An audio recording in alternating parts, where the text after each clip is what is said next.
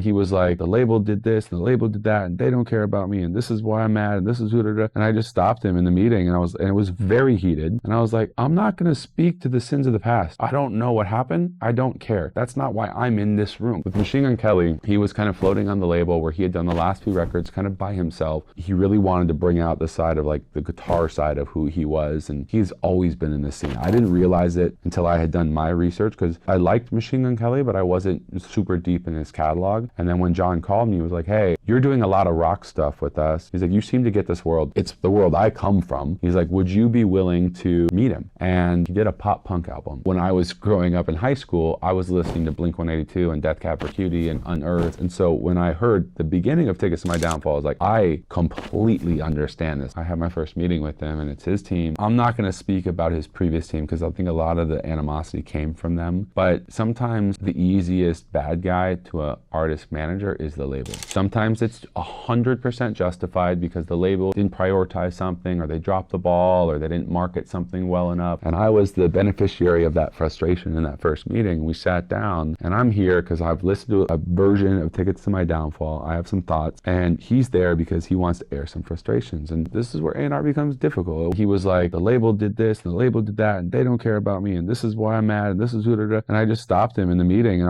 it was very heated. And I was like, I'm not going to speak to the sins of the past. I don't know what happened. I don't care. That's not why I'm in this room. I'm in this room because I understand rock music and you made a rock album and I'm passionate about that album and I'm going to help you break. And if you want me to help you break, we're going to work through this and we're going to move forward. But if you want to talk about what happened last time, I've been here for 13 years. You've been signed forever. I'm going to go back to John and say, I don't want to work it. You're going to go back to John and say, I hate that guy. You'll get somebody else. I'll go do something else. I'll be fine. And it kind of disarmed him to the point where he's like, oh, all right, let's listen to the album.